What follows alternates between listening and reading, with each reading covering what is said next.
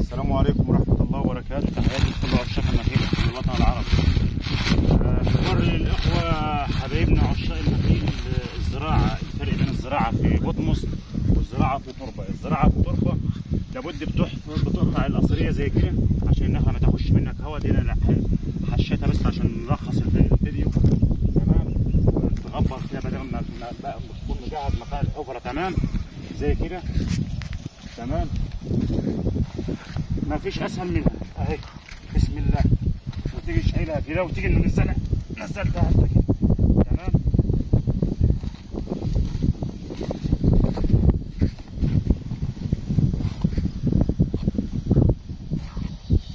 بعد ما انضف حواليها زي كده بالحش او باي حاجه، وهتيجي قطع القصريه بتاعتها. تمام، تطلع معاك القصريه ولا تاخد النخله هوا ولا حاجه. تمام، هنوريها لكم برضو بعد ما نحملها، بس هنظبطها الخط بتاعها. تمام، بسم الله.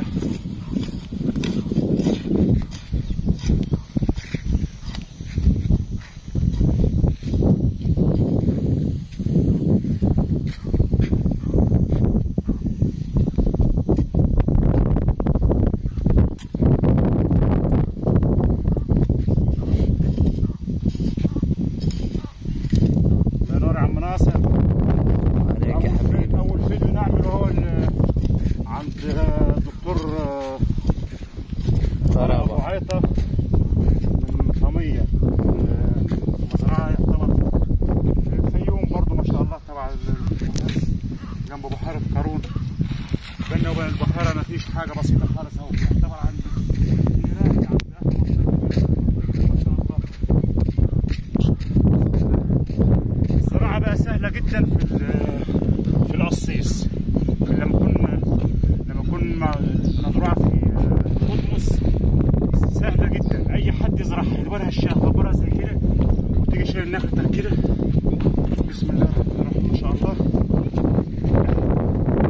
تبارك الرحمن، نخل برحي فرنساوي تبارك الرحمن. ربنا يبارك يا رب للجميع. تمام، ننزل حواليها كده شوية.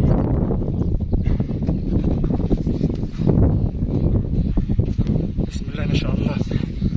النخل ده بقى مش هيشرب بقى دلوقتي الا بعد ما الارض بتاعتنا ما شاء الله مبلوله.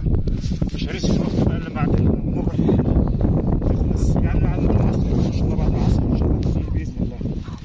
تمام، بتلبس حوالين النخل كده. تمام، الزراعه يا جماعه والله ما هي صعبه. اي حاجه مش صعبه، لو بعيد عنها مش صعب عليك. لكن ايدك في الحاجه كل يوم. في مثل يقول لك يخدم يشتغل خدمه تطيره. الفيديو ده يا جماعه نحطه على اول مره نحطه على منصه تيك توك. الفيديو ده بتاريخ 2/7/2024 عند الدكتور طارق ابو عيطه تبارك الرحمن. ربنا يبارك له يا رب. كده زرعت على اكمل وجه ما شاء الله. ربنا يبارك له. ماشي كده زرعنا، ورينا لكم الزراعه في اللي هو مزروع في تربه. اللي مزروع في تربه لازم تقطع القصيص من تحت، لكن اللي مزروع في بطمس عادي ما فيش اي مشكله خالص. بتشدها كده، بتشدها بتطلع معك. البطمس بيبقى متماسك مع بعضيه. النخله الثانيه دي برضه ان شاء الله. بارك الله فيك يا عم ناصر، الله يجازيك خير يا اخي. المجهود اللي انت بتعمله ده والشغل ده. احنا امبارح النخل ده بسم الله ما شاء الله عاملين له، مغيرين له تربه، مطلعين التراب بتاعه كله على عمق حوالي 70 سم، مطلبين عليها كومبوست وتروت. واحنا كده بنزرع، مش هنحتاج نروي بقى تاني. مش هنروي النهارده، مش هنروي دلوقتي عشان الجو حر. بعد العصر كده ان شاء الله هنروي. دلوقتي الساعه كام دلوقتي يا عم؟ كبريت بالحق. احتبط في العصر، بس عشان عايزين ننجز وقت. حتى الكبريت لا كبريت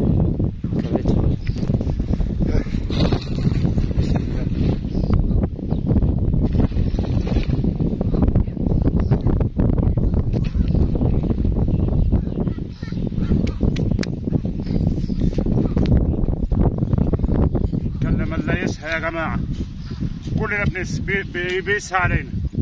والحمد لله بارك الله فيك يا عم ناصر انك فكرتني. الله يرحم والديك يا عم ناصر ويجازيك كل خير يا حبيبي. يا باشا تسلم. تسلم يا عم ناصر. عم ناصر اللي تسلم بيصور وهو اللي ماسك الارض هنا، ربنا يبارك يا باشا تسلم ايدك، تسلم ايدك، تسلم ايدك بصراحة يعني. لا ما شاء الله. الله اكبر، الله اكبر، الله اكبر، الله اكبر. هنلف في الدنيا كلها، مش هنخدم ولاد بلدي ولاد اهل منطقتي.